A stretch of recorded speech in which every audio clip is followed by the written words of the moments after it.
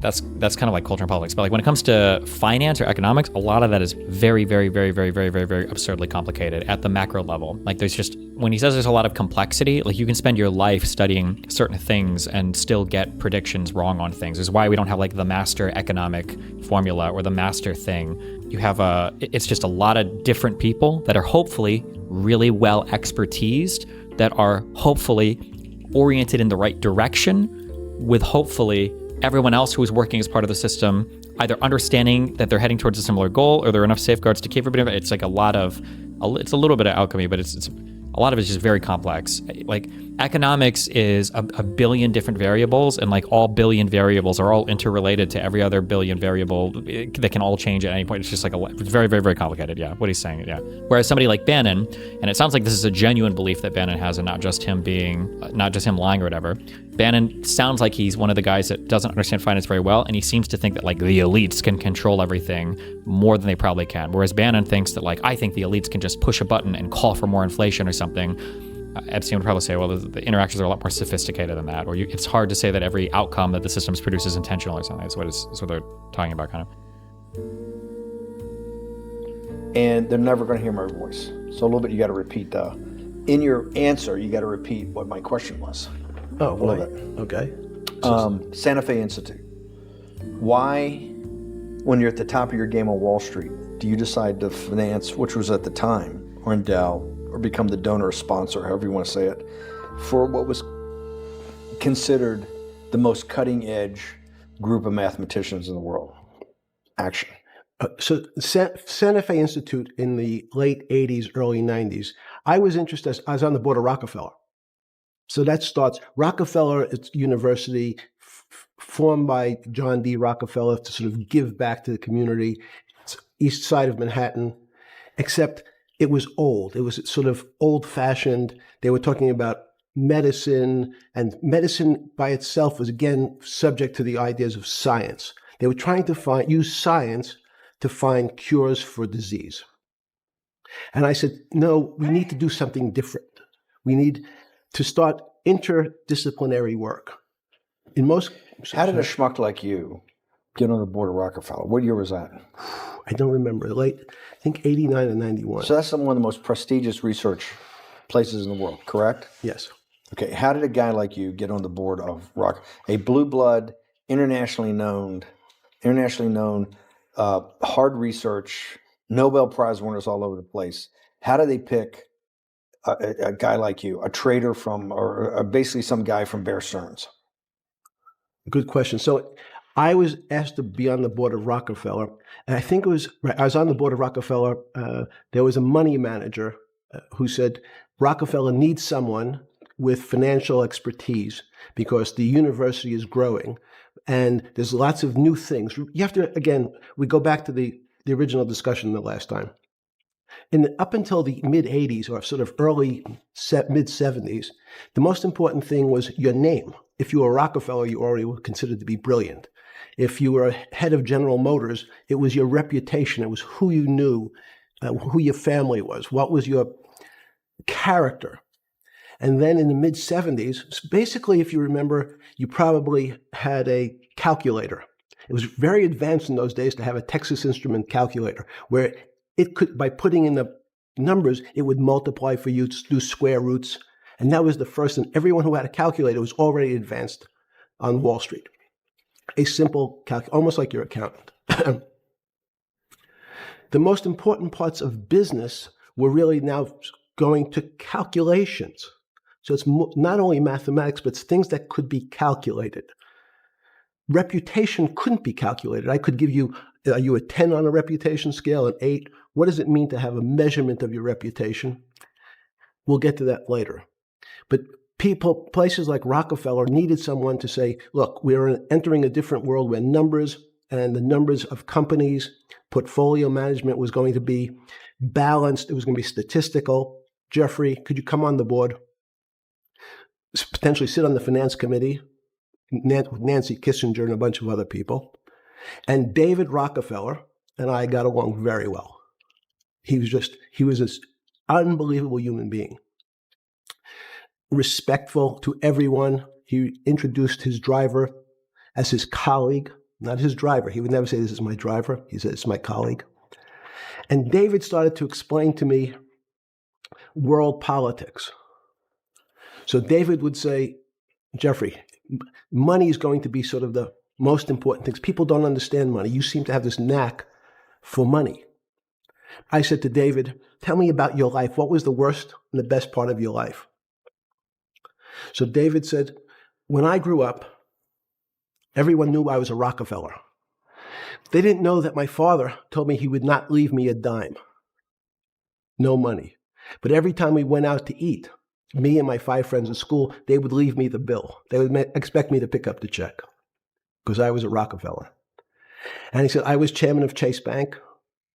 And he said, I remember like it was yesterday, one of the headlines in Time magazine said, David, please fire yourself.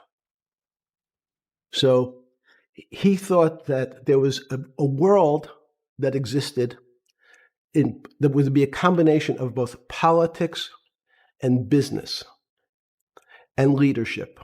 What do I mean? He formed something called the Trilateral Commission. The Trilateral Commission is some spooky stuff. People said it was something, the Illuminati, there's some mystery about it, people that ran the world. It was politicians, but David said most countries, the politicians get elected for 4 years or 8 years, separate from the royal families in England or in the Middle East. Someone's there for 4 years and then they're not there anymore. The most important people to have stability and consistency would be businessmen. So he formed this Trilateral Commission of businessmen and politicians from 3 major continents. So it was the North Americans, the Europeans, and the Asians. So he said to me, would you like to be on the Trilateral Commission? Now, I was 32 years old. I said, great. And he said, well, you have to fill out this application so they have your bio. And I looked at the list of people, and it was Bill Clinton, former president of the United States, Paul Volcker, every great leader in America, the Asians, the Japanese, and with a very long description of their history. And they asked me to fill in what I would like to have written. And I wrote Jeffrey Epstein, comma, just a good kid. Jamie I thought Lannister. was funny. Nobody else did. Kingsguard. So in answer to your question, at that time, I recognized around the world that monies and currencies were not really well understood. But again, it was only numbers. So numbers, and I'll get to the fact that it was bad thinking. Numbers are very good. Are most people that you meet, even on Trilateral Commission, when you meet most people, do you find most leaders financially illiterate, economically illiterate? Most political leaders don't come out of a background of finance. Most political leaders come out of a background of being popular. So in some of the countries, in some of the African countries, for example, they might have been a military person. They were a general. In some of the African countries, they might have been a disc jockey. Or in our country, they would have been an actor. The knowledge of money they don't have expertise, they have no degree. I feel like you're much more likely to have like a law or some other political background, but all right. They really, and this is one of the major problems, their expertise, if they have any financial knowledge, is of their own checking account or bank account and filling in their own taxes. So many world leaders who don't really have a financial underpinning make fundamental errors when it comes to. Well, he's saying world leaders, maybe outside of the U.S., he's more focused level. on for that, I guess. Let me give you an example. Okay, give us some examples, please. If you, Mr. Bannon, if I said your assets increased last year, you'd say, that sounds pretty good. And I'd say, what does that mean to you? You'd say, well, I have more money. I guess I'm wealthier. I'd say yes. And if your debt increased, would you feel wealthier or poorer? You'd say, well, I don't want to have increased debt. I don't like the idea of that sound, increased debt. Now, That and world leaders understand when their assets go up, they feel better. However, institutions like banks, things that people don't really understand are financial underpinnings of banks. When I say your bank, Mr. Bannon, you have the Bannon Bank, you doubled your assets. Sounds good, but what does it really mean? I think you want to create It means liabilities, people right? owe you more money. You don't have any money, more money. What? Yeah. A bank's assets Or other people's. are how much it is owed by other people. That's crazy. So if the bank goes from a $2 billion of assets to $10 billion, it means people owe it an additional $8 billion, but their assets have gone up. So the terminology of assets and liabilities is different for banks. It's not natural. And what most people, and you ask questions about... Wait, is that 100% true though? If you lend, you're creating, I don't know how, this guy would know, I guess, because this is his background. But like, because you're creating the asset is what they owe you, but you also have a liability of the outstanding money, right? I mean, it balances at the end of the day, but I guess it's a little bit contradictory because the assets that you generate are other people borrowing money from you. Maybe, kind of, sort of. A finance person knows, correct me, I don't know. Without the context to why this interview was created, it becomes propaganda. The context paints the way you interpret the content. I don't want to write a paragraph in chat, so I checked watching the copies of the video on the topic. So apparently, Bannon has been trying to workshop or rehab Epstein's image. So Bannon is helping Epstein do an interview to give to rehab his image on public TV. So for the vast majority of you fucking retarded dipshits in chat, your interpretation of this as a result is going to be you think every single fucking thing he's saying is a lie. For people that aren't fucking retarded, which is basically nobody that isn't obsessed with the Epstein shit, it means that he's either going to omit some things about his history, he might outright lie about some things of his history, but the vast majority of this is going to be steering or guiding the conversation into areas where he can be truthful and talk about it, and it doesn't make him sound bad. But there you go. World leaders. There's many people, I think your old boss Mercer understood. There's a fundamental part of money, which is called fractionalized banking. And fractionalized banking is something that finance people understand, and the people on the street, and when I say people on the street, that's where I was when I started on Wall Street, would find it impossible to believe. Impossible. Why? Bannon Bank, I give you $1, just one single dollar. In our system of banking, I would say, okay, Steve, I gave you $1. How much could you lend out to your friends? And your natural reaction would be probably something less than $1 because I want to keep something in my pocket.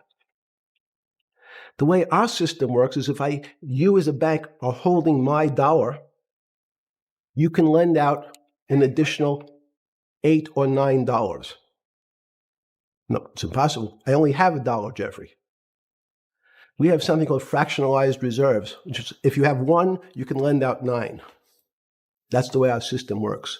And so not only do world leaders not understand banking, but the man on the street, my father who worked in the park department, it would be beyond his imagination that people could lend out more money than they actually had in their pocket.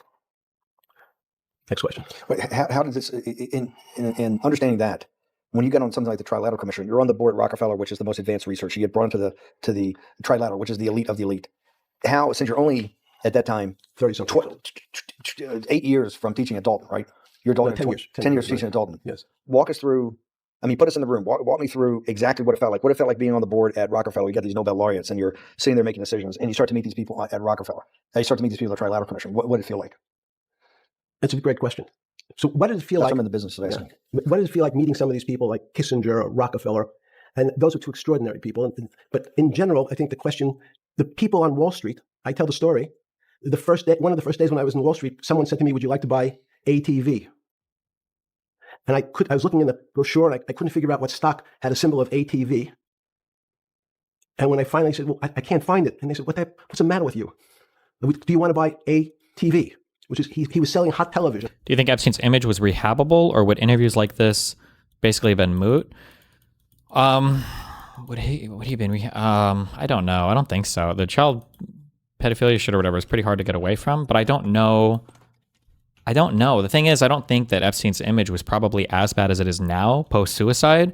I don't know how well known all the stuff was before. However, a thing to keep in mind is Epstein probably wasn't trying to be like a podcast bro. He wasn't trying to be somebody who would do the rounds and be a super public figure like everybody wants to be today. He would have just needed to have been rehabbed enough to be able to shake hands with the people in the background that he wanted to do stuff with. So could he have gotten to that? Well, I'm not sure, maybe. I mean, he basically kind of sort of already was, right?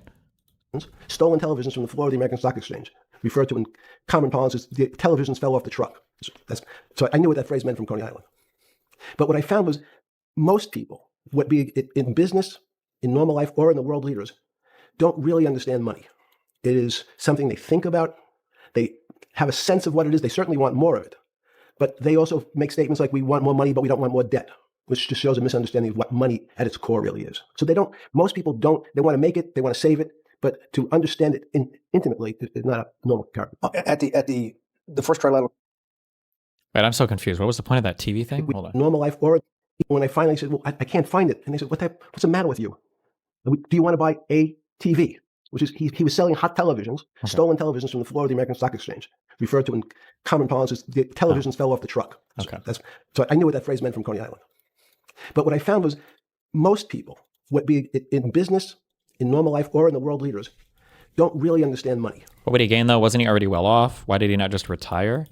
I think retirement is not a very attractive thing when you've been building prestige, clout, money. I think you want to continue to build that. It sounds like he was interested in the game of politics or the game of influence or something, right? It seemed like he enjoyed having the company of a lot of these people. That's what it seems to be to me. So I doubt he would just want to stop and do nothing. It is something they think about. They have a sense of what it is. They certainly want more of it.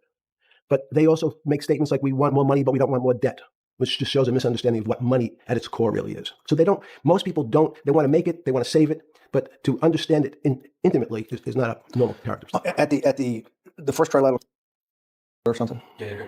Just give me approximate. You joined the trilateral commission. I think it might be 90. And we'll be able to show that, we'll pull down the chart of where your name was, but just give me roughly when it was. I think it could be 90. I don't remember. Okay. Let's say early 90s. Yes. When you got on the trilateral commission and had do you remember where the first meeting was? It was in Tokyo. In Tokyo. And at what hotel? I would like to say the Hilton, but it's probably not. And it's a 3-day, 4-day? It's a 3-day event. And walk me through the whole thing. Speeches. It starts with a dinner. Just walk me through it. It was boring. You couldn't possibly think it was boring. It was boring. You had any stars in your eyes? No. Did you fly over privately? Yes, but it wasn't my plane. So it didn't count? No. You fly over. Yes. And who were the first, like when you first met those leaders, you had to be wowed. No. You're 10 years out of Coney Island. No, I'm not wowed by people of position. I'm wowed by people of great ideas. And I don't care if it's the bus driver. I don't care if it's the student I had who has teeth coming out. But these guys have to have great ideas. They're the leaders of the 3 great continents of the world: North America, Europe, and Japan. No, many of these world leaders become world leaders because they're popular and they were able to get votes, or they were able to convince people to vote for them. I learned later.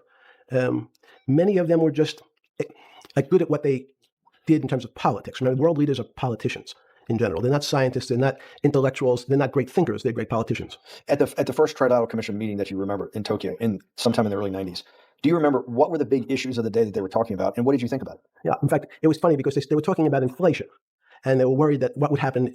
How do you control inflation? And I, as a mathematician, I didn't understand the concept. I don't understand the concept today. How's that possible? Well, when you talk about most things to do with money, money is meant to be local. It's U.S. dollars. Then I understand what it means. If inflation means my dollar today inflates, and it doesn't buy as much as it did a couple of years ago. The prices go up. I don't have this. It seems that everything's great, but in fact, my dollar is shrinking in value. If you, and you're the financial genius here. I'm just a lowly M&A guy. Sure. If you let me finish the thought, go ahead. So if you're in America, you can feel inflation. Your salary's gone up, but you can't buy the same car. In fact, it starts to feel weird because that's why I want to answer the question now. That's my point. Sure. The people who live and breathe this, the central banks, have been haunted by the specter of inflation since the late 70s. Yes. First off, tell our audience, how did that happen? The two great financial events in the 20th century, I'm not going to get to the 21st, were the great inflation in Europe after World War I, the Great Depression, the hyperinflation in Germany, it led to the rise of Hitler, and then this inflation in the mid-70s. Before you go to explain inflation, why is the specter of inflation always the central thing in central bankers' minds? Because it goes back to the first concept I said, the weird concept of fractionalized reserves. The system is not well understood. And most systems, in fact, are not well understood. We don't know how our digestive system. Stop. This is impossible. This is impossible. The world banking system, the world currency system, the world monetary system has to be so well understood by the Greenspans of the world and the Bernanke's of the world and you, right? The currency traders, the guys making billion-dollar bets every day, the legendary guy on Wall Street in the late 90s, Salomon Brothers. Lou Ranieri? No, the guy that wrote the money. Michael Lewis? Lars Poker? Yeah, Lars Poker. Who's that about? That great trader. Lou Ranieri. No, the guy that ran the desk. That eventually ran the hedge fund that went long-term capital. Yes, I don't remember. Who's the guy? I don't remember. I'm sorry. Lou Ranieri is big, but those guys have to understand the system perfectly. No, they don't understand the system. They understand the local part of the system. So, for example, why is not only inflation, most bankers are terrified if the public understood that the bank really doesn't have their money at any one time. It's one of the things during the Depression, there were runs on the bank. The reason the banks don't keep much money in the actual bank is they assume that not everyone's going to want their money on the same day. So that's not really the fear of inflation. The fear is a run on the bank. Everybody wants to take out something that doesn't really exist. Inflation is tied to interest rates. It's a more complicated example. But when your money doesn't buy the same amount of product this year than it did last year, if it buys less and less, like it happened, you use the term hyperinflation. There's certain countries that are not managed well, like in Africa at the current, a $100 billion bill in Zimbabwe is worth 1 American cent. That's the perfect example of hyperinflation. It goes up, it doubles every day. So people are afraid that the value in the system starts to break down. But so if I said to you, does your doctor, you understand your body system? You'd say, well, I hope so, because I want him to keep me healthy.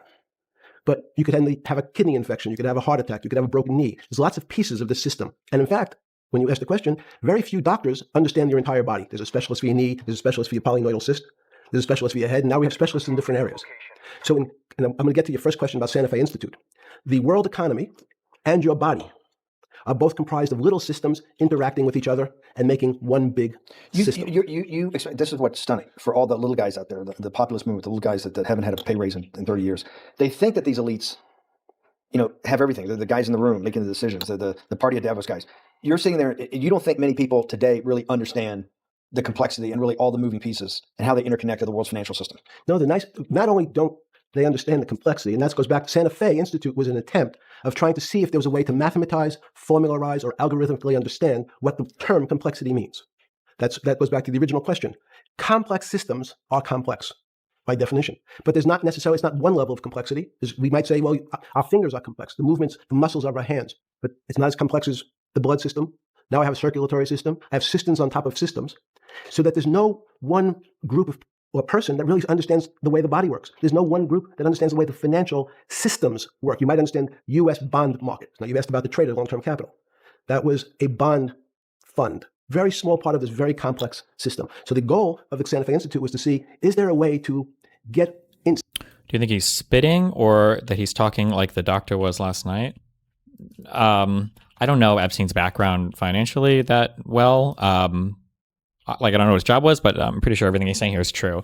This is one of the big reasons why I usually make fun of conservatives who think that there's like some master culture manipulator in the White House or whatever bullshit. Like that's kind of like culture and politics. But like when it comes to finance or economics, a lot of that is very, very, very, very, very, very, very absurdly complicated at the macro level. Like there's just, when he says there's a lot of complexity, like you can spend your life studying certain things and still get predictions wrong on things. This is why we don't have like the master economic formula or the master thing. You have it's just a lot of different people that are hopefully really well expertised, that are hopefully oriented in the right direction, with hopefully everyone else who is working as part of the system either understanding that they're heading towards a similar goal, or there are enough safeguards to keep everybody. It's like it's a little bit of alchemy, but it's a lot of it's just very complex. Like economics is a billion different variables, and like all billion variables are all interrelated to every other billion variable that can all change at any point. It's just like it's very, very, very complicated. Yeah, what he's saying. Yeah. Whereas somebody like Bannon, and it sounds like this is a genuine belief that Bannon has, and not just him lying or whatever. Bannon sounds like he's one of the guys that doesn't understand finance very well, and he seems to think that like the elites can control everything more than they probably can. Whereas Bannon thinks that like, I think the elites can just push a button and call for more inflation or something. Epstein would probably say, well, the interactions are a lot more sophisticated than that, or it's hard to say that every outcome that the systems produce is intentional or something. That's what they're talking about, kind of. Somehow understand how complex systems interact. Fast forward Steve, to today, where Google and these other engine companies, the other tech companies, are trying to build artificial intelligence. The strangest thing that they found, one of the strangest things, is that the systems that they design, this artificial intelligence, which a lot of people have heard about, is they design a bunch of systems. They're called neural nets. The term simply taken out of brain work, the neurons in the brain. Nets because they actually look like a net. They put in some inputs. The computers work, spit out an answer. Sounds normal to you because you're thinking about that calculator you had in 1976 on your desk. When you ask the person who designed the system, how did it come to that answer? How did your neural net? Can you show me the calculations? They say, no, we don't know. We don't know how the thing we designed actually came up with that answer. That's pretty strange. They take the same neural nets now and they put it in front of a video game. No learning, nothing. They said to the computer, they say, sit in front of your video game and learn how to play. It seems the computer learns better than any human in history, faster than any human in history, beats any human in history. But when you ask the designer, how did it do it? No one knows. It just did it.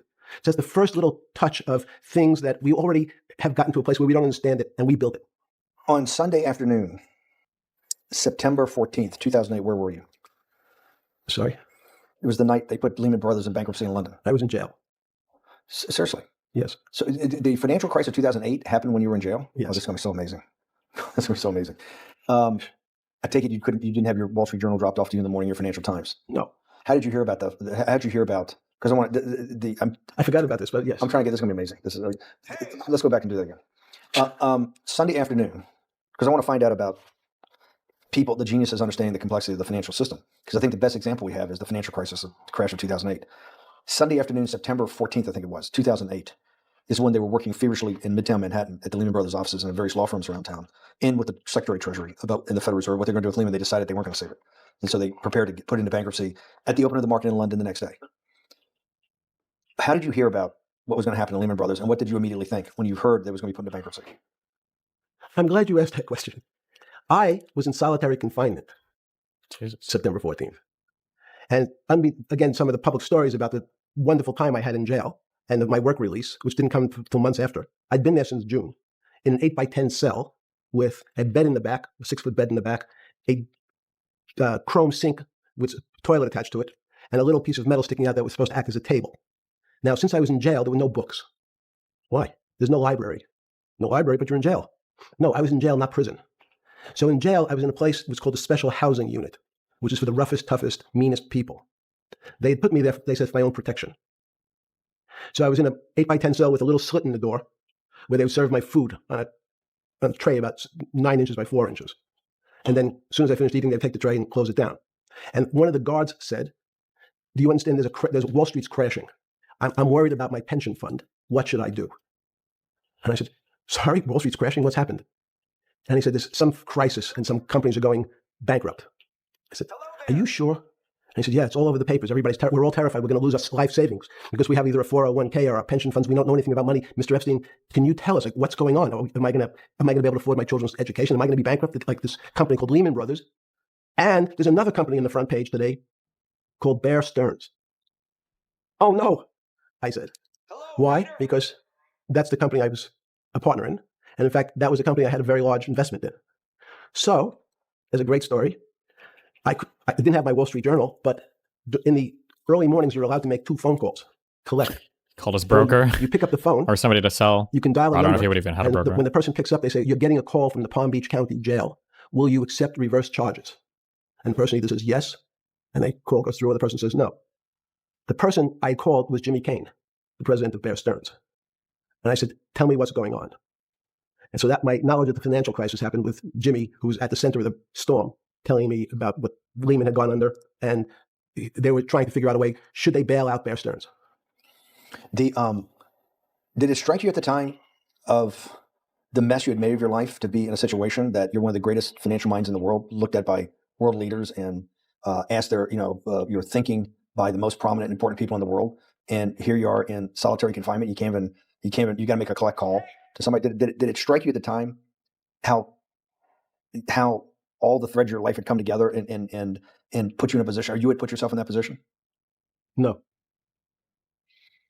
So it never struck you when you had to make a collect, your one collect call, one of your 50% of your collect calls that day, you call the president or the head of the CEO of Bear Stearns, the biggest financial event in your life, is taking place, of which one, every important person in the world would be seeking your opinion. Number two would be a once in a lifetime opportunity to apply your craft. Number three, it would be a once in a lifetime opportunity to make money if you were smart, and obviously you're smart. You're telling me here, truthfully, that it never hit you at all of how you'd ended up in a place where you had to make a collect phone call from a jail cell that was 6x9 with a steel bed and your food being passed into a slot. The question you want to ask is, who was the other call to? Okay, who was the other call to?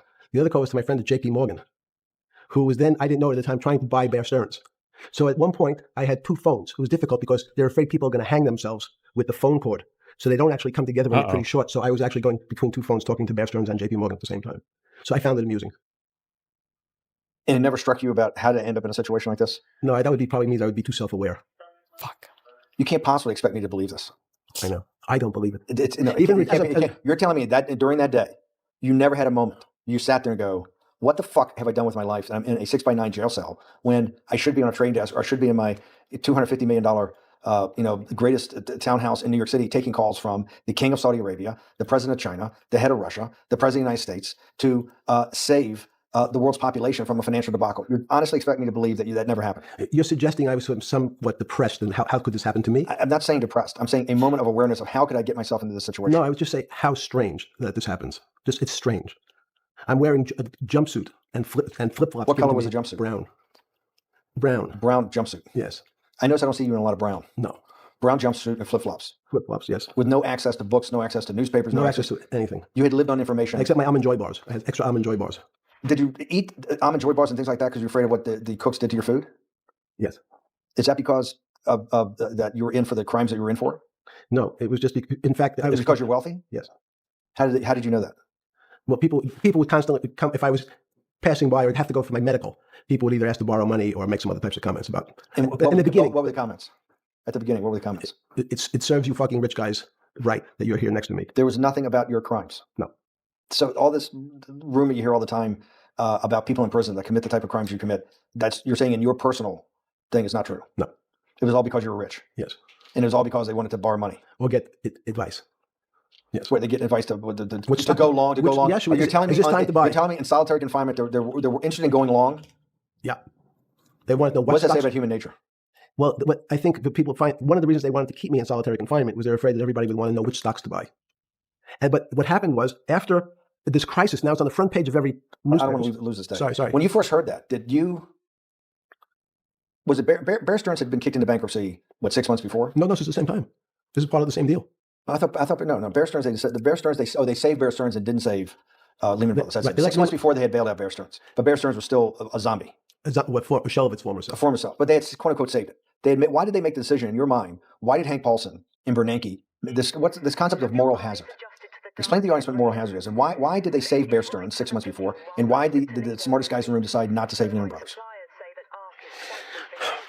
It's a good question. The real issue is I'd have to go back when you have these systems to the way your doctor responds to any type of emergency in your body.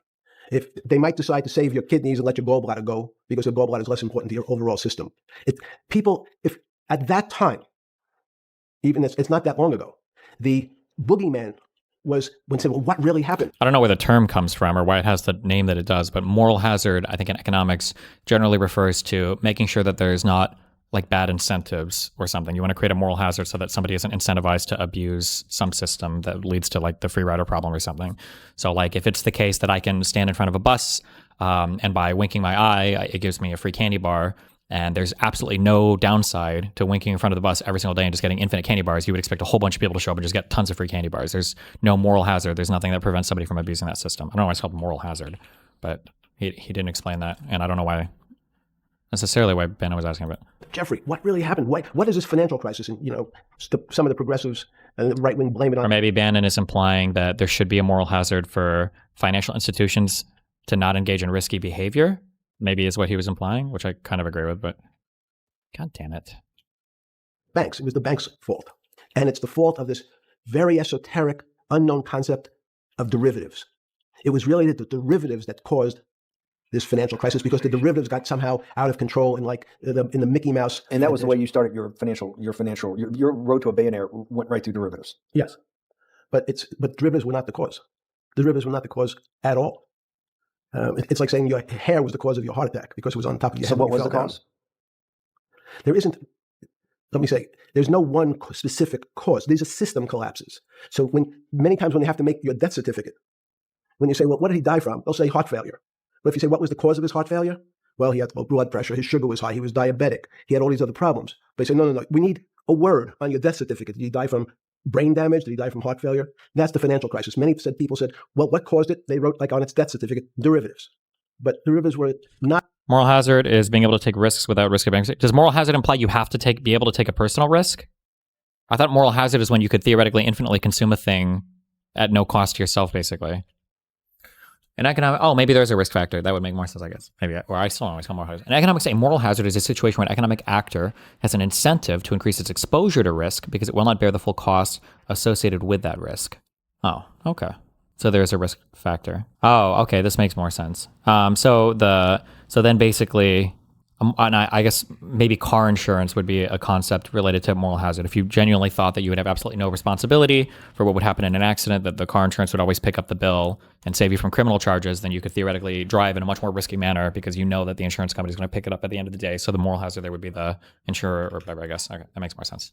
Derivatives are not a fundamental cause of anything. Was it Sunday or Monday? I think it was Monday morning when you made your two collect calls and you were talking to Bear Stearns on one hand and Morgan Stanley on the other. JP Morgan.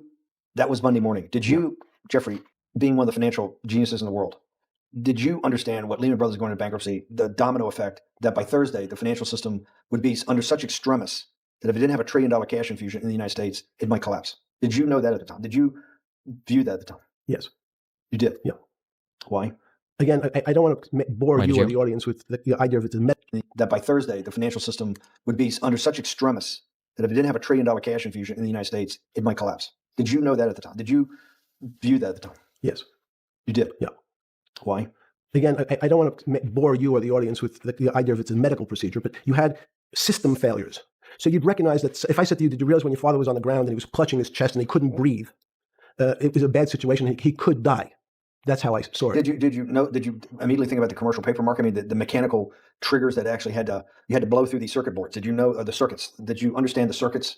Or did you have a concept of the circuits that were going to get blown through? Yes, but only because of an analogy to a body. And in fact, from my telephones against the wall with my little metal wires, because the next day I talked to another person in Washington about the issues of what I thought was happening, and I made the same discussion about They were at the Treasury Department? Yes. So in a 6x9 cell the phones were outside the cell. In Palm Beach County, California? West Palm Beach, Florida. West Palm Beach, Florida. That's what you juice diet. West Palm Beach, Florida. West Palm Beach, Florida. West Palm Beach, Florida. You're making a call to Washington, D.C. to talk to some deputy secretary of Treasury. Someone in Treasury. Right. Someone in Treasury. Right. And that does not, the night before you go to bed, it doesn't dawn on you at all. You never have a moment of self-reflection that, how did I end up on this metal cot when I should be at the center of things? No, I had a telephone. So I said, I can talk. It makes no difference where I am. In fact, I'm still talking to the same person if I was at my home in Palm Beach. But I'm here in jail. Home in Palm Beach. I can dial my own phone. That's bullshit. No, but you can also make 1,000 phone calls. Here you got to make one, and he's got to take. Think how much better that was. I had to decide who was the right person to call. That was unusual for me because I would have called 20 people. And what was the advice you gave? I said, you have a sick patient, and it's very much like a sick patient in the emergency room. You can't think about it like your car. People in normal walks of life think about money and things as a machine. And unfortunately, so if your car breaks, cars are always easy to fix. My jets, my cars, if it breaks, I know it can be fixed because it simply follows the same pattern. If this part breaks, you replace the part and the thing works again. People and the financial system are not machines. They can't be fixed the same way. You can't simply take out put some more juice into the commercial paper market, and that's like replacing the carburetor on the car. It's much more, I have a patient who can't breathe, has a stomach problem, can't see, looks bleeding at the same time. What do I do first? I have to think about it as a system. Where's the most logical place? What's the most dangerous place? If your heart stopped, we have to start your heart again. In the equivalent to the money market, why do I have to start your heart again? I need to get your blood flowing. If your blood stops, you're dead. If liquidity, which is the equivalent of blood in the financial system, dries up. Liquidity is basically cash, putting cash into the system. Forget about what it is. Okay. Liquidity is liquidity. It allows the system, it's the blood of the system. You need to pump blood hard into the body of the economy to keep it flowing. And if you especially when you're worried about someone dying, you're not going to be worried about the niceties of, well, you got the shirt dirty, there was some damage. Pumping that blood, keep that. When you talked to the person in Treasury on Tuesday, the 16th, did you get a feeling as you were sitting in your 6x9 jail cell in West Palm Beach, Florida, that they were on top of things? No, you can't. It's impossible to be on top of things. There's no such thing. It's again, the doctor watching the patient die, you hopefully have some confidence that he's seen it before. He recognizes that there's some steps he has to take first before he bandages the guy's finger or worries about what shoes he has on. So you hope that the people in charge, your doctors who are working on the emergency patient, have enough experience and, frankly, judgment to try to keep the patient alive. Did you think that they had those things, patience and judgment? They had pretty good judgment, and you needed a lot of luck, just like in the dead patient. You need to, hopefully you put that blood in and it's not too late. And you make some mistakes, but you have to know you're going to have to give it a shock. In the run-up to the September crash of 2008, yeah. I guess you weren't occupied with finance. That whole summer, how long had you been in jail? Went to jail June 30th. So the entire summer? Yes. Before you went into jail, you were still very active in the financial markets? Yes. When you say active, you trade currencies every day, you trade stocks every day. When people, someone like you, or you give advice to people to trade stocks or trade currencies? I don't trade every day. I think that's, like Woody Allen said, you can't beat the bank. So I try to pick my spots. George Soros picked his spot when the pound collapsed. This would have been a great money-making opportunity that passed me by when I was in jail, but that's not how I think. In the run-up to that, in the spring of 2008, that's when Bear Stearns got in problems, I think, in the spring of 2008, and they decided to bail it out. Did the Bear Stearns guys talk to you for advice at that time? What are you trying to learn from this? I don't know. Everybody just wanted me to watch the Epstein interview with Bannon, so I'm listening to the Epstein interview with Bannon. Holy fucking shit. Well, I don't know if there's anything to learn from this. I'm just listening to talk to Bannon. The big crisis in Bear Stearns? No, but see, again, unbeknownst to most people, and it's easy to blame people for the financial crisis, like you'd blame someone for giving your father the drink before he had his heart attack. But what really happened, the real enemy of the finance system was Bill Clinton. And if you ask me what and who caused the financial crisis, I would tell you it was Bill Clinton. Because of what Bob Rubin and he did to deregulate the financial system? No. Because as the last time we had our 60-minute interview, you talked to me about home ownership. And you asked me whether everyone should own a home. And I told you, no, it's too risky. So the financial collapse of 2008 is because of hardworking African Americans, Hispanics, and whites who wanted to have an ownership stake in the society that all rests on their shoulders. They're the culprits. No, not at all. Okay, then I didn't say they were the culprits. I was pretty clear it was Bill Clinton. Okay. And why was it Bill Clinton? Because Bill Clinton wanted to get votes from those people. And he sold them the idea that instead of renting a house, and historically the values of houses have gone up, and he said, you guys in these local communities who haven't been able to afford a house before, I'm going to show you a way. I'm going to give you a way because I'm sure I'll get your vote that you can own a house because I want your vote. So what we're going to do is I'm going to let you buy a house, Mr. Bannon, when you're right on the border, maybe you're not even on the border, your credit is not good. Okay, let's be honest. And it's not my fault, it's not Bill Clinton's fault, but whatever happens, at the moment your credit score or whatever it is, your credit's not good. Now, normally, you come to me and want to borrow money, I'm a bank, and I say, I'm sorry, Mr. Bannon, I can't lend you money because your credit score is not up to where it needs to be. Hopefully, if you work harder and clean up some of your problems, it will be. But no, what I say to you is, I'm going to figure out a way to lend you, not give you. I'm going to lend you money anyway, though you don't have a good credit score. And don't worry, I'm going to get rid of the term that you don't have bad credit. Bad credit sounds pejorative. You don't want to be a person. Sounds judgmental. Yes, sounds judgmental. So what we're going to do is we're going to call your credit situation subprime. Oh, nobody knows what that means. Subprime. That means prime is good credit. Subprime is not good credit, less than good credit. So we'll call it something that people really won't follow. And we'll tell you what, we're going to have people lend you money, though you are a subprime borrower, and I will figure out some government agencies to guarantee your loan, though I don't think you're a good risk. So the banks say, no, we don't want, initially. The banks say, sorry, this is too risky, Mr. President, for us. We're in the business of managing risk. It's not our money. It's the hard-working people's money sitting in our bank. We can't lend to people whose credit is not prime. You're asking us to lend to people who are subprime. And he says, here's the key, if you don't, Mr. Bannon, I'm going to make sure the Justice Department charges you with discriminatory lending because you refuse to lend to my subprimers. In business terms, you should never lend to. But what we'll do is I'm going to form an agency called Fannie Mae and Ginnie Mae, just another agency names. They'll guarantee your loan. So don't worry. Don't worry. You don't have to pay it back anymore. Even though and maybe you don't even have to work as hard anymore. That's probably a harsh statement, but these players, these two big firms, Fannie Mae, will guarantee the fact that that bank will receive its money. Now, the bank says, wow, best deal in history. I refused to lend to Mr. Bannon, but now he has the big brother, his Uncle Sam. He went to his Uncle Sam, and Uncle Sam says, I'm guaranteeing it. The bank says, I want everybody. Give me as many people as you can give me, because Uncle Sam is the best credit in the world. Not only that, it's not the United States government. We'll take it all. We'll take as much subprime as we can handle. because it's the best investment for the moment. It's a strange investment because it has politics that has inserted its way into the numbers. Politics doesn't belong in the markets. But now we're going to have, I want the votes. We'll make guarantees that you who can't get a house normally will be able to get a house from the bank. The bank says, this is the best deal in history. We will package 100, 300, 1,000 of you subprimers, and we'll sell it off to somebody else. And the whole system becomes mired in subprime mortgages. That's becomes the What do you mean mired? There's too much supply. It's a supply-demand problem. You get too much supply? No, it's a very good question. What does too much supply mean? Well, then you get the people, go back to your first question to me. Government leaders. Government leaders know if they're good, and they can do mathematics, they can balance their checkbooks. So certain people in Congress said, well, how do you value these subprime mortgages? The banks say, we've been valuing them the same way we've always valued them for the past 20 years. The accounting firms, there's something in this country called GAAP accounting, which is a standard type of accounting. And we account for them the same way we've always accounted for them. If we paid $1,000 for your mortgage last night, when we put it on our books today, we're going to say its value is $1,000. Makes sense. I paid for it. What's its value? It's $1,000. That's what I paid for it last night. No. The Congress people said, that's not really a good answer, you know. That doesn't give us confidence that you know what you're doing. Because what happens if you have to sell it tomorrow morning? Something's happened, you have to sell it. Remember, there's kinds of stress tests. Would you be able to value it at what you paid for it the day before? And Wall Street says, that's not the way you can think about this. This is crazy. We always value things at the cost from the day before. And they changed the accounting method, in essence, to say, not what it was worth yesterday, but if I have to sell, what would it be worth?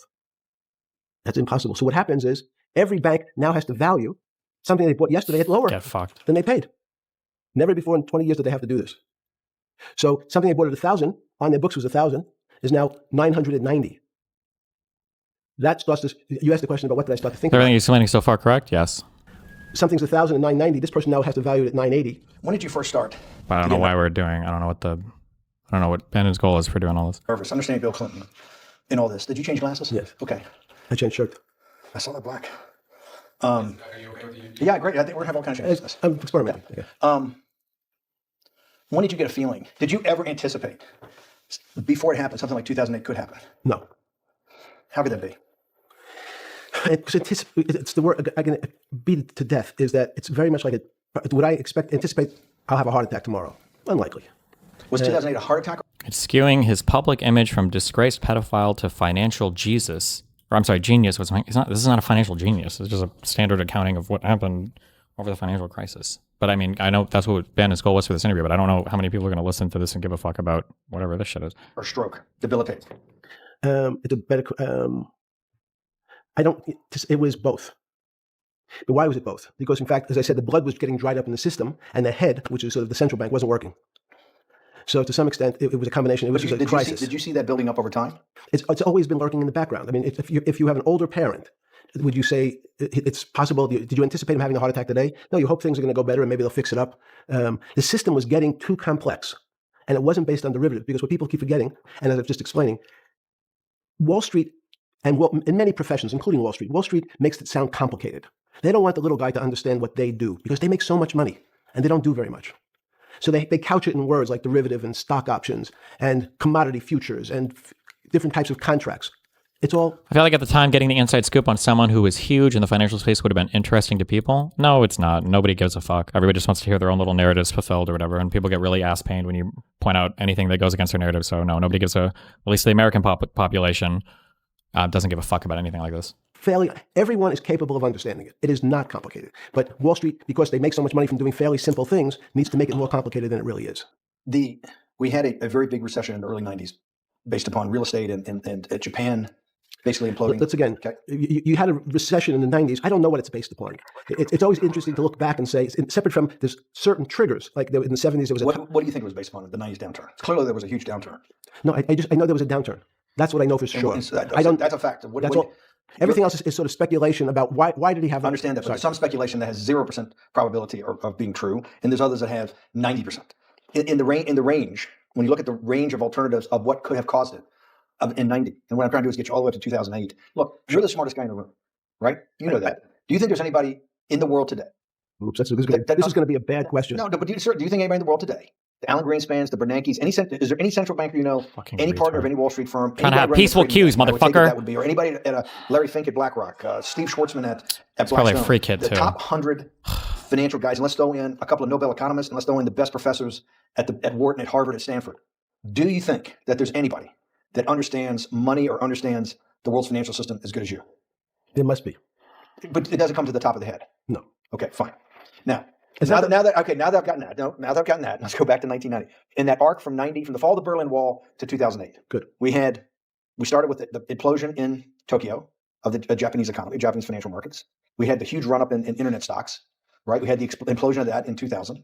The bankruptcy of Drexel Burnham in 90, implosion of Japan, huge run up in equity markets for the internet, implosion of the internet 2000, 10 years later roughly. And then this run up through the Iraq war and all that, the run up to 2008. Every 10 years, it seems like we're in some sort of 10 years before the 1990s was the 70s. You sound like an astrologer. Okay. Shit. I was just going to say, Epstein is more humble in terms of like what's happening globally, and that it's hard to explain exactly how everything is interconnected. When bringing up the recession for Japan, he's like, you have to go back and retrospectively, you can kind of look at things or whatever, but it's hard to say if there's any one cause. Like all of these markets are incredibly complex and incredibly interrelated, and any change in one can, have a massive impact on every other.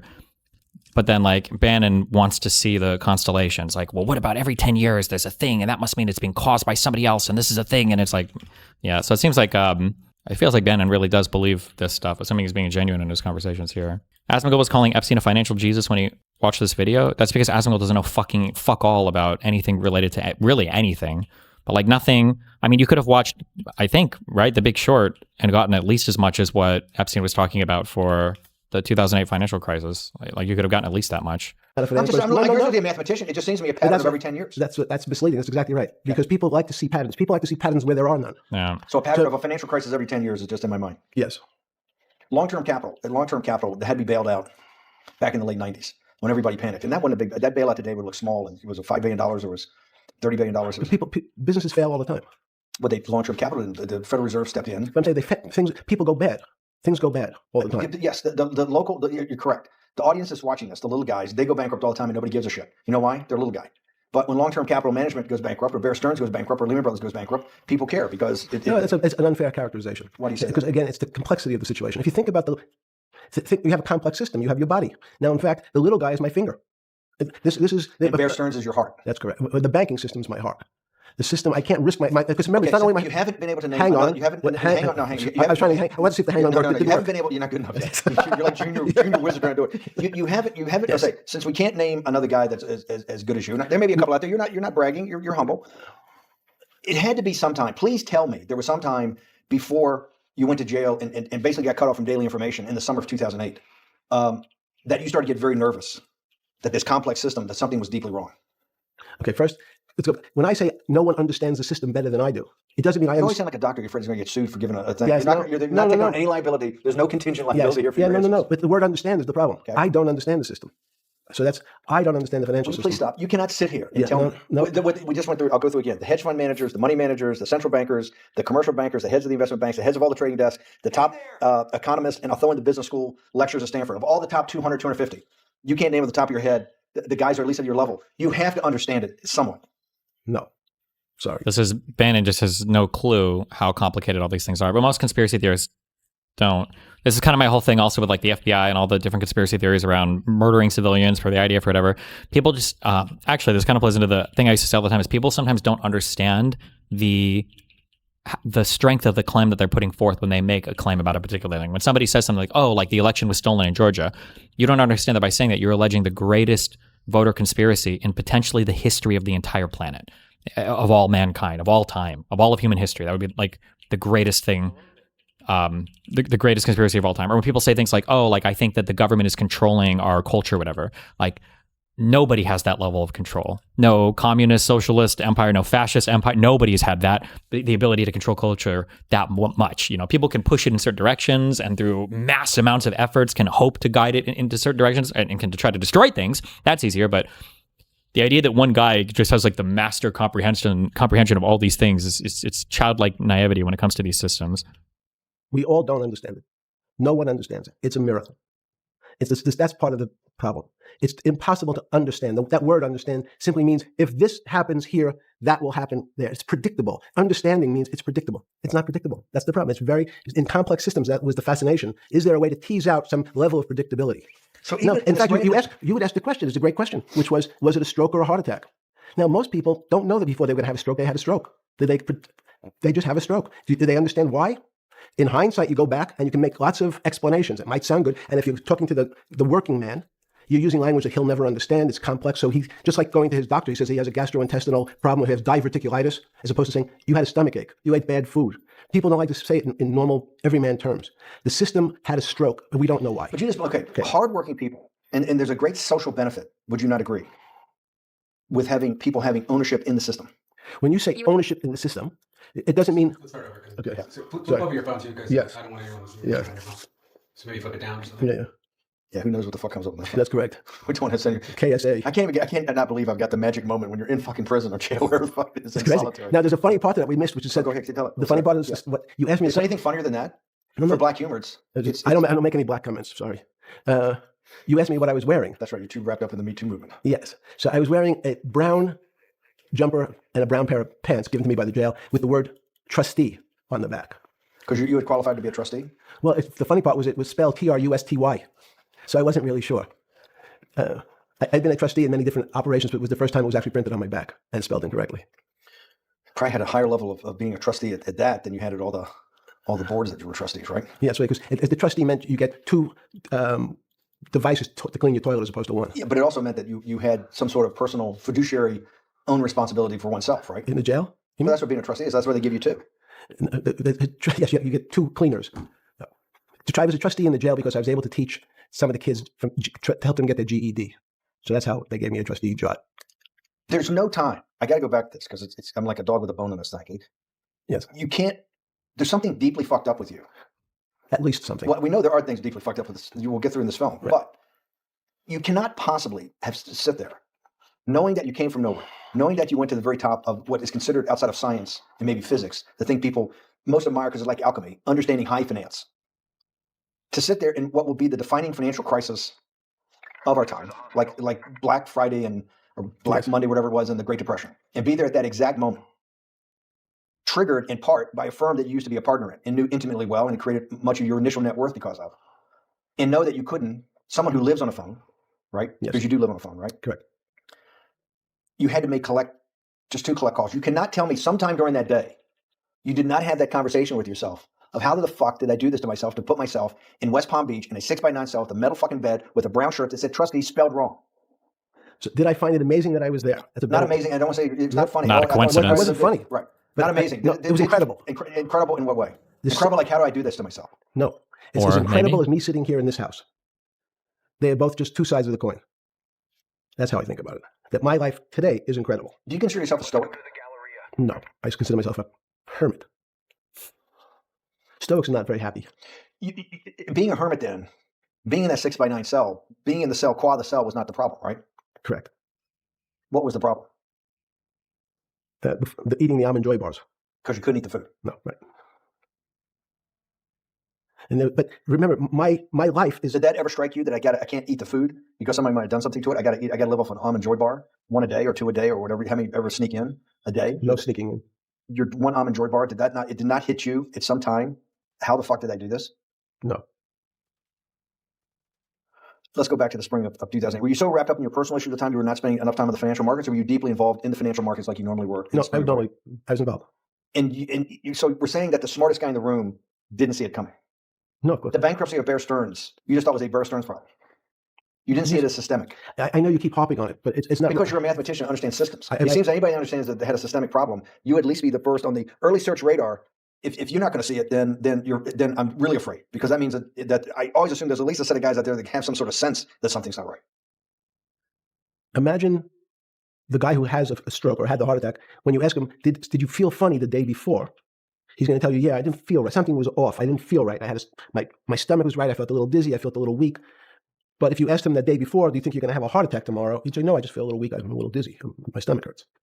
So these systems, and that's the issue of complexity. What complexity says... This point cannot ever be communicated to I feel like people with Bannon's brain, there are some people, I don't know how to explain this. There are some people who will always look into the sky and think that, I don't know, what's a famous constellation? I only know Orion's Belt from fucking Men in Black. The Big Dipper is like a real dipper. There are some people who will just always think that. And no matter how many times you point out that there's just patterns you can draw between some collection of stars that look like a thing, they'll just say, look at the Big Dipper though, but look at the Big Dipper though, but look at the Big Dipper though. How can you not see the Big Dipper dipping? It's the Big Dipper. How can you say that there's no Big Dipper when and there's no amount, they've looped on this like 20 times. That in fact, everything seems to go along, and people have seen it. One of the great examples of complex systems is sand dunes. In fact, the sand keeps building up. People have seen some, and all of a sudden, one more sand drop, and all the sand starts running down the hills. That's the way I see the financial model. Well, you funded Santa Fe in the early 90s or late 80s? I believe it was early 90s. I can get that. Bannon can't accept that point. 90s, That Santa Fe Bannon, was funded for the study that of Epstein complexity. wouldn't be able to see all of it coming. It's unfathomable to back him. up. So why did I buy a ranch in New Mexico in 1993? So that's usually some sense. I would have funded it in 1990. Los Alamos, which was the high energy lab up in New Mexico, was losing all its scientists. And Los Alamos, it was where Oppenheimer and where a lot of the nuclear weapons program, the bomb. That's where the Manhattan Project. Manhattan Project was yes, Los Alamos, and you bought your property out in New Mexico to be near Did he that. say? Because the scientists were going to they cut the funding for high energy physics. But the people who worked in Los Alamos would still be in the Santa Fe area. They cut that because this was the Cold War dividend, right? I don't remember exactly why. It was because, again, people thought that physics and high energy physics really wasn't that important. Because that was about nuclear weapons. No, it was because they decided, which maybe not right. This was the same time that Murray Gell-Mann came up with the term quark, Q-U-A-R-K. He picked it out of an old poem, the word quark. But it was mysterious. So they were starting to understand in the 90s that in our world of the physics world, there was things that were just unexplainable. They called it strange things. You gave it a name. You gave it some characteristics. You called it had charm. It was one of the terms. It had a charm. It had a flavor. It had a color. But no one, Mr. Bannon, understood what it was. Just like the financial system. And you wanted to investigate that. I wanted to see if we could build tools so others smarter than me could help investigate it. And that was the beginning of your concept of the Santa Fe Institute. Yes. And Santa Fe Institute was founded to do study in this type of... Can these areas of strange things be described by some form of mathematics? So that's what I'm trying to get at. The foundational thought, the organizing principle of Santa Fe in the high physics lab at Los Alamos, right, which had been the headquarters of Manhattan and the Trinity Project, right, the bomb. Yes. So you're talking about the elite, the high priest of physics. Yes, sir. Which high priest of physics, some subset of that is also mathematics. Yes, they're both similar. Project out. One of the tools you want to do is to make sure that in this complex system, the finance system, I'm doing a lot of this for philanthropy and a lot for the good of mankind, but also to be able to understand this complex system, the most complex outside of maybe our body of the financial world.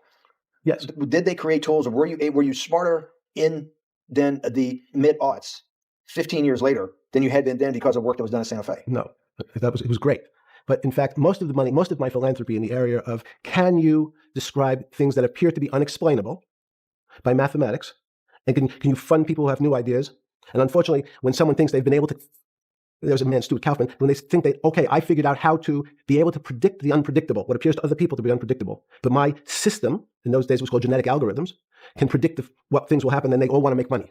So they use their systems to try to figure out, they know they have figured out the way to make money because they figured out the unexplainable. They try, they go bankrupt, and we start again. So with a cold view, what I've come to realize is that the attempt to mathematize, formularize, or what in your prior work, to understand what really is, in today's world, still unexplainable, is impossible. They're miracles. Your first head of Santa Fe was Christopher Langdon, I think. Langdon from Australia. But Murray Gell-Mann was the funder. He was the rock. Yes, he was the rock. He was a Nobel Prize winner? Yes. And a wonderful guy. He came out and helped us with the Biosphere 2 project. He came with Chris Langdon. Yes. Chris Langdon was the operator, the day-to-day Chris guy. was doing artificial life. Right. Murray tried to lead his own artificial life. Yes. When Chris came to Biosphere 2 for the first big conference we had in 1994, he was one of the most impressive guys there among all the world's elite. Kew Gardens, the Lawrence Livermore Lab, the labs at Sandia, all the major universities, Lamont Doherty, all the big Earth observatories, Woods Hole. What set Langdon apart, I thought, and the reason I invited Santa Fe to be part of it, was Langdon actually made a presentation that everything, and he was making this to scientists, a lot of marine biologists, a lot of people that were just beginning, Wally Broker and people who were just beginning the study of climate change, at that time called global warming, that he made this compelling presentation that everything's really mathematics. Yes. It's all just back to math. And you have to, all these experiments you do, one of the reasons they're not considered by the high priest in physics as being real experiments is that they don't have a mathematical basis to it, and everything has a mathematical basis to it. Langdon seemed like a radical visionary. What happened to that concept? You go back 350 years. So you have Isaac Newton, and you have Leibniz. Move forward, you have people like Heisenberg and Gödel, and what every one of those mathematicians and philosophers came to understand is that there's numbers can describe certain things, approximate certain things. But in fact, trying to put measurements and numbers on other things that are really unexplainable is folly. So 300 years ago, they said that unexplainable realm was God. And people who attempted, in fact, to explain the unexplainable, who said, yes, I understand the unexplainable, were charlatans, they were the occults, they were the astrologers, they were the con men. Alchemist. Yes. Well, no, alchemists was, in fact, they believed that there was a way to transmute one metal into another. In fact, they always wanted to see if they can create gold. There's no reason, if you think about it, they recognize that one metal is different than another metal because it has some additional pieces to it. It has additional neutrons or protons or electrons.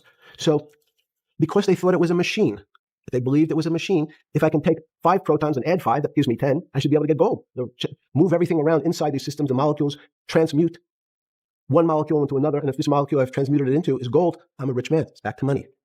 But there's something strange happens. Isaac Newton says, this is really weird. If I want to push a ball on the table, I have to touch it. Maybe I have to blow on it. But I actually have to push one side of the ball or the book to move that side. I'm pushing here, and obviously this thing is what appears to us humans to be solid, so it moves as one thing. But the only way to get something to move was to touch it or put a force against it. Okay, seems to make sense. Everybody has that experience. I want to lift a glass, I lift it. If I want to push a ball, I push it. If I want to pull a ball, I pull it. But he recognized when the ball fell off the table, it went in a different direction. How's that possible? Nobody pushed the ball down. And he said, this is crazy. Why did the ball go down? I didn't push it. I just let it go. So someone's pushing the ball, because I am confident that the only thing that gets something to move is with a force that pushes. So there's a force that's pushing the ball down. In fact, he called it gravity. He measured how fast it was pulled, but never was able to explain why it happened. How is it? What is gravity? It's this. Everybody says, well, why did the ball fall to the ground? Because gravity took it. But what's gravity? That's, as Feynman would say, that's the name of the thing. We have no idea what it is. This goes to Santa Fe. They were trying to explain the unexplainable. Can we measure? Can we figure out a way to predict the stock markets using these types of chaos complexity? Before we get there, let's walk back. Let's go back to Newton. Sure. Pre-Newton, and then Newton. What did Newton solve that for millennia up to Newton had not been solved? Then I want to go forward all the way to Santa Fe, what they were trying to solve. Let's start with just 2 or 3 of the basic guys, but let's go with Newton. What pre-Newton? It was what, and then why is Newton such a genius? In such a in the, I think mathematically they told me one time I've seen there's been 115 billion people roughly that have lived on the earth. And of that 115 billion, Are you sure that's a number? That sounds a lot very high. We only have 7 now. I think in the history of the earth, I think I'll pull up the stat for you. But I think it's 115 billion people. That sounds way too high. That's why have lived through on Earth. But he's one of the handful of the most important. What did he solve for? Why is he so important for how we live today? And then we want to go through Leibniz and the other. It's right from what I looked up. Is it really around 100? Damn, my guess would have been like 30 to 40. 2 or 3 other major ones to get us to Santa Fe. Well, it's a long journey. This is the heart of what we're trying to do. Let me take a bit of a detour just a second. What if you went to high school and the last year in your high school you took calculus? So Isaac Newton sort of invents Population of the planet 100 years ago was 2 billion people. What about the population of the planet 200 years ago? It was just over 1 billion people. If you run that back, it really would have there would be over 100 billion people have lived. That just seems so impossible. For 30,000 years? Yeah, but how many human beings were alive like 20,000 years ago? My guess is the number would be like in the tens of thousands, maybe? Or maybe it was way more than that. I don't know. How human population 10,000 years ago. My guess would be like 50,000 or 100,000. I don't know, maybe if that. But no, okay, it was between 1 and 10 million, with many estimates centering around 4 to 5 million. Okay, maybe we hovered at around this population size for a long time. Calculus, but that sounds intense. Mathematicians to torture seniors in high school before they graduate. Yes, but obviously no. Yes, the answer is yes. Certain people could never do calculus. Why is it? Why is calculus so? Why is that the dividing line between, to me, people who can handle that and can go on to do certain things, and people just hit the wall, even if they know math? It seems to me that there's that calculus is the thing that changes. It bridges. That's because it's about the theory of change and the theory of how things change. It's a great question, but in fact, what calculus does is it's somewhat philosophical. That's why mathematics is Newton wasn't a mathematician; he was called a geometer. That's what they used to call themselves. They understood geometry and numbers. But there's an old conundrum where it says, and during Pythagoras' days, Zeno's paradox it's called, where they said, well, if the wall is 2 feet away from me, and I take one step that's halfway to the wall, that'll be 1 foot away, and if I take another step that's half again, that'll be half a foot away, and then a quarter of a foot, I could walk forever but never touch the wall. Doesn't sound realistic, doesn't make any sense in our real lives of the physical. But what Newton understood is many problems were like that. Many things approached the wall, or in calculus, approached the limit, but never really reached it. So he said, it's okay, you don't have to reach it. We can do lots of the mathematics as if it was so close, it was almost there. And we can do lots of mathematics almost being at the limit. And this is really important, Steve, for today. Because most of the science up until today was things that are starting to approach the limit.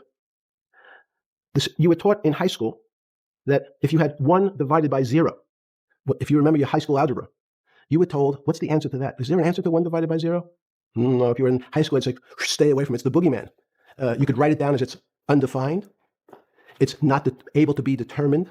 There's a bunch of things. But in fact, 1 divided by 0 is a strange things happen. It's a world of the strange. And what I'll explain to you after is that when you get 1 divided by 0, you get into a world we don't know what happens. The answer is it's not explainable. We can call it things like undetermined. We can have a convention to say it's X, Y, or Z. But in real life, we don't know what happens when you are actually at the limit.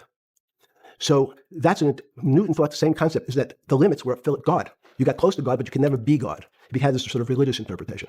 Okay, I want to go back to Newton. Why is Newton such a big dividing line in mankind's history? What is it about Newton? What is it about what he's trying to solve? What did they not know beforehand? And People are saying that part of the rehabilitation was to make Epstein like a math science guy. So maybe these are things that he's learned like very recently to try to sound impressive on this or whatever, to like a normal person, I guess. Because we live to a degree in a Newtonian universe, although I realized later subparticle atomic physics, but at least for a while it was Newtonian. So what's the dividing line? Why is he so important? Why is he an inflection point in mankind's movement from the swamp to the stars? It's a great question.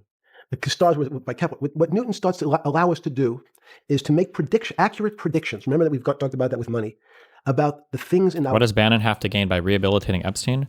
What does Bannon have to gain by rehabilitating a guy who is insanely well-connected and has massive amounts of wealth? I don't know, my dude. That'll forever be a mystery. Try to figure it out. Physical world. How cars, he didn't have cars then, how horse carriages moved, how bowling balls moved, how pool cues and pool table balls. Had people tried to solve that before Newton? Heraclitus or Plotinus, Pythagoras had these greats that we hear about, had they tried to solve the same problem? Not the same problem. They tried to, again, what Pythagoras does, he starts to figure out this relationships in triangles. For example, everyone knows the a squared plus b squared is equal to c squared, that Pythagorean theorem, which is basically says these shapes in a triangle, each side of the triangle has a fixed relationship with the other 2 sides. That's strange. He knew, again, but it was all numbers. This was a system of things in the physical world, and Pythagoras says we can start putting numbers on things that help you predict how they will behave. You can add 2 triangles and make a square, some different shapes. They were looking at geometric forms. Newton says, well, I want to know how planets move. I want to know how things around me move. Can we find formulas? Can I find formulas that explain what I see in the physical world, how physical things interact and how they describe one another? Again, the fact that 2 solid masses, for some very strange, unknown reason, unknown today, attract one another, no matter what they are. People have seen the experiment. You hang something, 2 little metal balls from a string. I'm curious how they plan on presenting this interview. Like, who do they send it to, or where do they post it? Would Bannon just have openly said it was him interviewing Epstein about random shit? Well, it sounds like they were in the process of making some kind of film or documentary, from what I hear Bannon referring to. And I think it came out that they were working on that, right? They move towards each other. In fact, they move towards each other was very specific. So when you drop the ball to the floor of this room, Newton says, in fact, the room came up a bit to meet the ball. The room moved. It's imperceptible. You can't really perceive that motion, but they attracted each other with certain ratios. So he started to be able to measure things in the physical world. And that was great advances. It also, now you wanted to move very quickly. Unfortunately, most people, especially in the 20th century, 19th century, said, well, like Newton, let's measure everything. Let's measure people's behavior. Let's measure their psychology. Let's measure their health. You go to we can have my blood test. Let's measure everything. Measure Wall Street. Their voting habits. Measure. Can we put a number on how much I care for my wife? Can I put a number on how I feel? Unfortunately, we try to mathematize the finer things in life and then recognize that there's things that, unfortunately, just fall outside. Schrodinger wrote a very famous book about what is life. He was trying to figure out a way, can he describe the difference formulaically between things that are alive and things that are dead? The answer is no. The things that are alive in my world are miracles. Not magic. Magic has a bad connotation. We don't trying to believe hide in things. you don't believe in the spirit or the soul. That's what animates people, is your spirit or your soul. That's No. but have you ever seen someone die? When they die, their spirit leaves. Their soul leaves, no question. So in There's fact, no question to you about no that. question. There's no question to you that there is some animating life force within us that leaves when you're dead. Yes, in fact, I refer to the soul. There's obviously a certain the questions in the past, even Because during people would normally think you were soulless. So Thank you. To have you talk about you actually believe in it and have done some thinking about it is pretty shocking in its own right, isn't it? Well, again, mathematics, Leibniz thought. You know, Newton was at Cambridge and he was the head of the math department, right? He's a professor, essentially.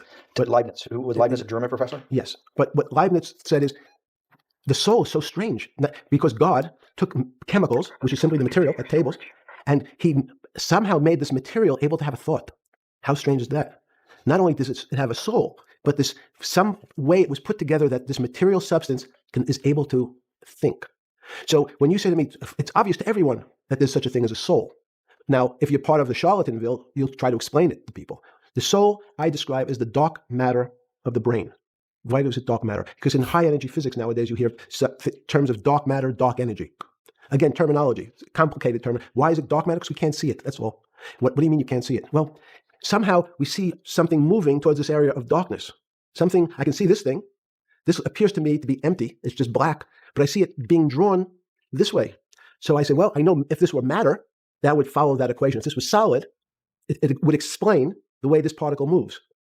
But I can't see anything here. So I'll just call it dark matter. And I'll say, I don't know what it is, but it behaves as if there was something there. The soul is obvious to everyone that there's something different between things that are alive and things that are not alive. But we have no idea what it is. It's currently unexplainable. I believe. You find it strange that Trump and Epstein were friends, but the huge contrast between Trump and Epstein in regards to the way they speak and their parent education.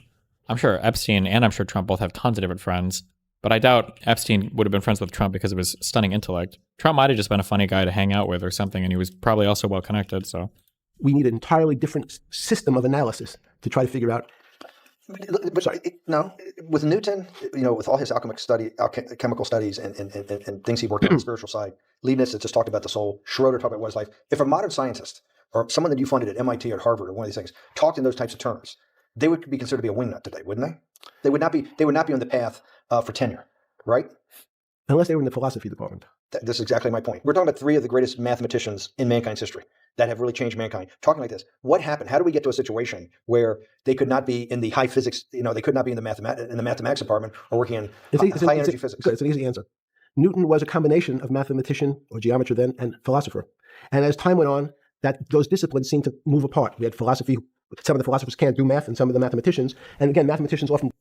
Abba and Preach lost their stream to policy while reviewing Super Bowl halftime show. Like a goddamn C8 or? Break into two categories. People that solve problems. Those are more like geometers in the old days, just problem solvers. And then there's thinkers, theoreticians. They're more like the old movement towards philosophy. But neither one of those two groups have been able to figure out why something is alive as opposed to something that's not alive. No one's been able to describe what the soul is, but we all know it exists. And I think what we need is science is a bad word. I think science only describes the things we already know about the physical world. In fact, there's an argument that the physical world that we see has been created out of our systems of mathematics. Mathematics, everyone knows mathematics describes the physical world much greater than it should. My view, the physical world really comes out of conscious beings that have mathematics. So they create it. This table appears to you and I to be solid. To a bat, because we have light that's bouncing off the table into our eyes, it appears solid. If instead of eyes that responded to wavelengths of visual light, our eyes responded to radio waves, the radio frequencies, it's not different. It's the same type of frequency as light, but different. That's not a speeds. zip line. The table's invisible. We know that with our phone works in this room. So the waves are coming through the windows. The waves are coming through the walls. So the walls are invisible to that type of radiation, that type of energy. The walls I can see them because my eyes, a physical system, determines that the walls are there. You, with Murray Gell-Mann, you founded, or were the original donor, and had the idea of Santa Fe Institute. In 10 or 15 years later, that effort to study the complexity of systems mathematically. Yes. It's a total failure. Yeah. A total failure. Total failure. Why is that? It's the failure of science because, in fact, if to some extent science doesn't describe romance. I don't know why I'm attracted to somebody. I don't know. People are attracted to each other, and everyone has the same feeling. They've seen someone walk in the room, and they say, "Oh, that person gives me a creepy feeling." Science has tried to describe. Science doesn't describe what creepy feelings means. They just know it's a creepy feeling. I think women, as I said the last time, have an intuitive sense. What is intuitive? They have intuition, they have feelings, and they're able to deal in the realm of things that men, especially men like myself, find unexplainable. Women have intuition, men see things a bit differently. Men want to measure everything. Women are not really that interested in measuring. In what you're saying in macro terms, you actually think science, mathematics, maybe ultimately technology is moving to that more intuitive. I think science and math are old-fashioned. And unfortunately, people are still taught that they have to learn algebra in school and certain things in school, as opposed to learning to have an emotion. Is this what Larry Summers was trying to get at? Maybe he didn't say it perfectly enough, but what he was trying to get to in that system, the systems we study today, the way mathematics is either taught or understood, that women just haven't gotten up to the highest realms of engineering or physics or mathematics because of that. And you're actually implying that there's either new branch of science, or we've hit an inflection point like in Newton that's going to go in. Newton took mankind in a different direction because he was able to measure. Then you had subatomic, non-Newtonian physics later. Are you saying that you think there's another developing field that's coming up that may take us, I don't know how many decades to get our hands around, but that's what's evolving out of this? Yes. Yeah. In fact, I think that mathematics, it's not the end of science. Every year someone says it's the end of, we can't discover everything. There's lots to discover with relationship to the physical world, but we know a lot already. In respect to the unexplainable world, we almost know nothing. That women, again, sense it. And instead of Larry Summers, I won't digress too much, but Howard Gardner early on said, there's not one form of intelligence. It's not mathematical intelligence. There's emotional intelligence. There's kinesthetic intelligence. There's this argument that I reject that black people are less intelligent than white people. It's not true.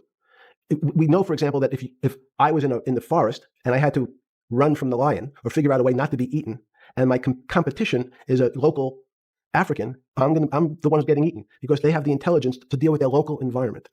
So it's just different. It's not better, it's not worse, but there's many differences amongst different types of people. And so people have different intelligences, and they excel in some intelligences usually and less so in others.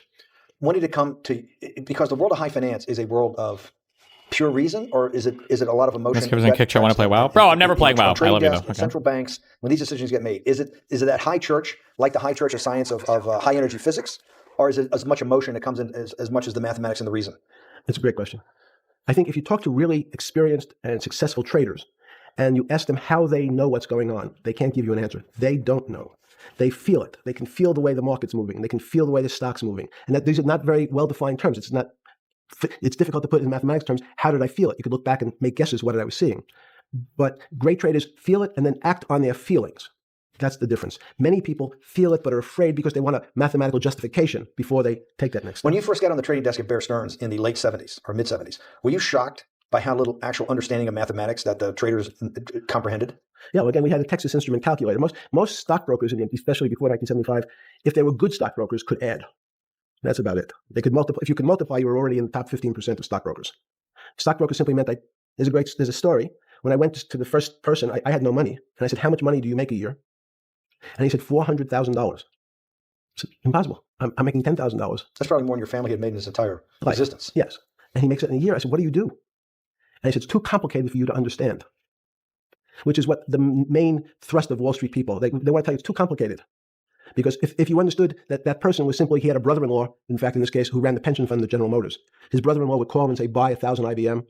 He'd hang up the phone, he'd write it out on a ticket and walk it to a window. That was his entire skill set. Hello, write what my brother-in-law says, walk it to a ticket window. Give me an example when you were on the trading desk in the early days of Bear Stearns of a time that you felt either complete uncertainty or you saw total panic, where something was happening that people couldn't foretell and that they were like in an airplane cockpit where it's going wrong. Walk us through that. In 1978, I think it was, across the news wires, there had been a collapse of the currency in Thailand. So on the other side of the world, had no relationship to me. I wasn't sure where Thailand was. But the fact that a country's money, had all of a sudden dropped tremendously in value, affected the rest of the world's markets.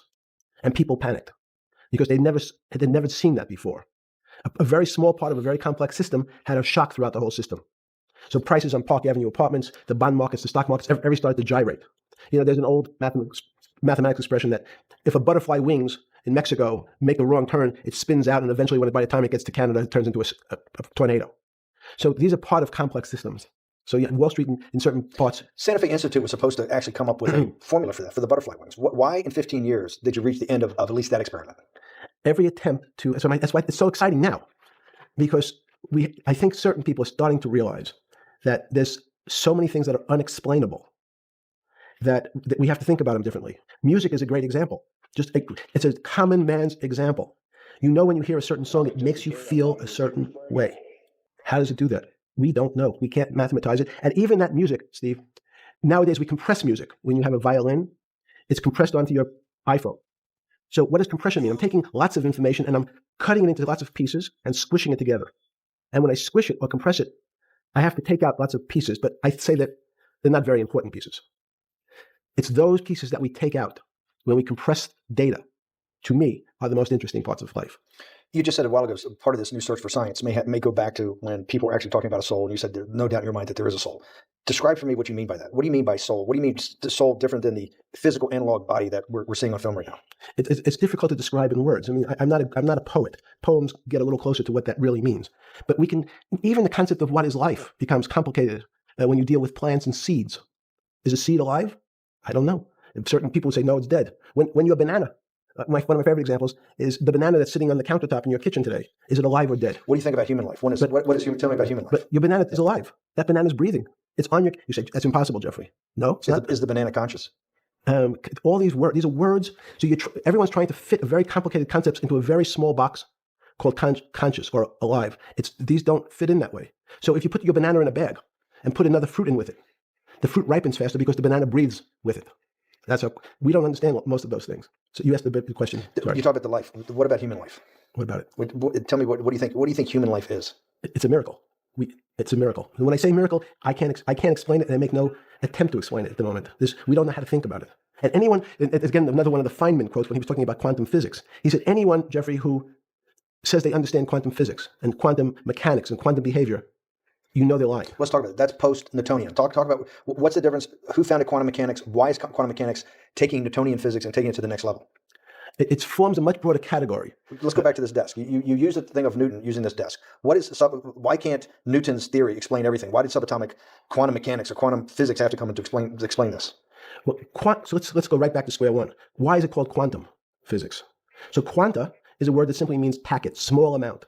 So it's quantized. So when we recognize that this table appears, another very complicated word, solid to us, it's really made up of molecules or atoms. And atoms, we've given lots of names to some of the behaviors. If you were in school, when you and I were in school in the 50s, the model was a little center thing in the middle, and an electron went around and around it. It was seen as a ball that went around and around it. And as we start to look at, say, well, let's see what this ball looks like. I want to be able to examine that little thing called an electron. We found that there was nothing there. There wasn't a thing. It was simply a cloud of energy that we can call an electron. So we already started to see mysterious things as we go into very super small quantities, quantum physics. So quantum physics started to go into the very small, and at very small distances, we see things that we can't explain, just cannot explain. How am I doing on time? 4 minutes. Fine. And to summarize, no, sorry. Let's go back to human life. When do you think human life starts? It's not these. So you see, this is the question. You're asking me to measure something again. It's the disease. It can't be measured. You just hate making commitments. That's why I'm not married. I'm peeling this onion back a layer at a time. All your bullshit and happy talk, it can't be measured like that. Is that to say measure it's a commitment. You don't even like a commitment when you answer a question. As they say in golf, commit to the shot. I don't know what it means to be measured.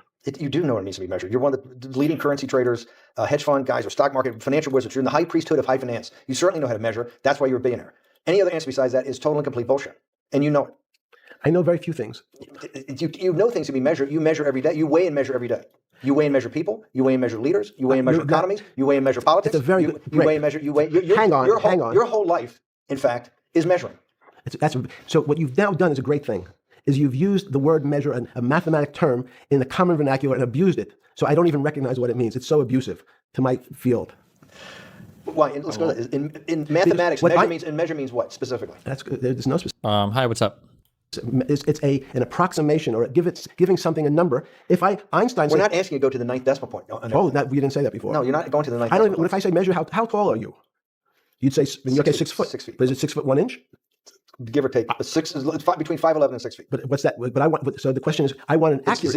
I got Zeno's paradox. I don't even know what it means to measure you. Am I measuring the top of your hair, the top of your skull? The finer, the more. You're being rabbinical. This is like. I shake my beard off.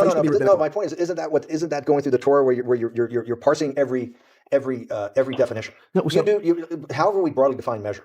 Your life literally is about measurement, is it not? It's about putting numbers on things so that I can try my best. You can call it whatever you like. If that Well, makes you feel better. What do you No, know? I want to make you happy. Back to your scientific inquiry. No, even a number. People don't. A number is a complicated. When did thing. you come? When did you come to this When did you come to this aha moment? Was it when it was in your solitary confinement, when the biggest financial crisis in world history was going on, in your 7x9 jail cell with your metal bed and your two brushes because you were a trustee with the brown uniform on, trustee spelled wrong? Is that the moment of clarity that you had about science and Newtonian physics and everything that we can measure is really not going to be the way we go forward? It's going to be much more esoteric, emotional intelligence thing. Was that your moment of clarity? I wish it was, because it would make such a great story for this interview, but it's not. It's the fact that I lead such a privileged life to come across. But when did you? If it didn't happen then, when did it? Or did it happen before? I was going to hopefully get to the. Okay. I'm in a privileged position to have some of the world's smartest people come to my house and tell me what they think about different subjects.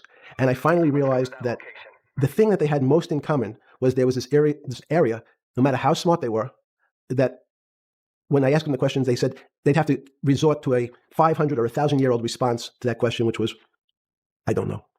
You know who else found that out? Jesus. No, I don't know. Socrates. Oh. That's what Socrates kept doing, right? Socrates kept asking all the experts. He would go through, question after question after question, and realize at the end they didn't really know. They really didn't basically understand what they were talking about. And one of the things that people won't enjoy, it turns out that potentially one of the bad things to teach children is how to write. Because it constrains the mind, is what he's going to say. Everyone's supposed to be taught. But writing forces you into a very narrow channel of thinking. You have to write in a certain form, in a certain way, in a certain linear pattern. So your thinking becomes somewhat narrow. The reason I brought up writing is one of the recent discoveries of mine with respect to Socrates, Plato, and Aristotle is they never wrote anything. They spoke. Same. That's why I don't read either. Same. Who could wrote. Socrates could think. So that was... Jesus of Nazareth was the same way, right? Never wrote anything. Thank you, Jesus. I thought he was a carpenter. Oh, didn't he need like little carpenters? I don't get that. But at least his written record. Right. One last thing. Sure. Thank you for having me to your house. Vegetable juice. Let's go back. Look what vegetable juice does. When did that? The beginning of that, was there any one aha moment in all these great thinkers? Did it happen before 2008? Was it after? That came up over, I know, many years, but when did you actually realize, hey, something new's got to be developed? Yeah, that's great. Is that because again, I'm privileged enough to have people around me who've given lots of philanthropic gifts to institutions of higher learning. And when I said the impact, how do you judge the impact of your giving? And we sat down and said, no really new ideas have come out. And I realized that, of course, it hasn't come out because we've been looking at using science and mathematics, and it's the wrong tool. It's obvious. Institutions that are set up and try to put forward knowledge and understanding and truth, should they take your money? Derek Bach at Harvard said, taking money for good causes is a good thing. So if Hitler took all the gold out of the teeth of the Jews and said, I want to give this to Heidelberg University to fund the Leibniz chairs so that I can study high energy physics, Derek Bach would say that was fine? Again, it's these questions are questions where good people on both sides, like your Charlottesville, could differ. I don't know the answer. So tell us the two. Give us the two answers. The one answer why it shouldn't be, and then the one answer. Derek Bach says, "I'll essentially take cash from anybody because I got so many projects, so many good guys, and this is the way I'll do it. So I'm indifferent to where the cash comes from. Money's money, and if I got good guys, I'm the fiduciary. Says these are good people, and this is good research. Okay, I'll take the cash from any source, including you. What's the other argument? Let me give you. I know in my case, is your money dirty money? I just asked a question. Is your money dirty money? No, it's not. So in fact, why is it not dirty money? Because I earned it. But you earned it. I earned it. We went back to this before. You earned it. You earned it advising the worst people in the world, right? That do enormous bad things, and just to make more money. So instead of asking me the question, should you take the money? Because I think it's a legitimate question. You think it's a legitimate question? Yes, no question. Because I think about it, I think ethics is always a complicated subject. But I can tell you that with the money I gave to help try to eradicate polio in Pakistan and India, instead of asking me whether that money should be given to these children for vaccines, I think you might want to ask their mothers who received the vaccine, who know their child now won't get polio, and ask them if Epstein should have helped these people. If we walked into, you're a mathematician. If we walked into that clinic where they're giving that money out to these people that are in the most dire straits of poverty and sickness, and told them that the money was coming from class 3 sexual predator? Tier 1. What's tier 1's the highest and worst? No, I'm the lowest. You're the lowest. Okay, tier 1, you're the lowest. But a criminal. Yes. That the money came from. What percentage of people do you estimate? I understand you don't like probabilities. Do you estimate would say, I don't care, I want the money for my children? I would say everyone said, I want money for my children. Did they know where the money came from? I think if you told them, if I told them the devil himself said, I'm going to exchange some dollars for your child's life. Do you think you're the devil himself? No, but I do have a good mirror. It's a serious question. Do you think you're the devil himself? I don't know. Why would you say that? because you have all the attributes. You're incredibly smart. You remember the devil. the Somebody devil knows the devil's brilliant. You read Milton's Paradise Lost. No, the devil scares me. Satan is at the number 1 or 2 archangel, and the reason he goes to hell and leads the rebellion is because he can't be the top guy. And his thing is, I'd rather reign in hell than serve in heaven. I saw that in a movie once called American Dharma. I don't remember who said it. Okay, we have to go. Okay. That was good. There, I watched this whole 2 hour Dr. G here. Epstein thing. There, now you guys all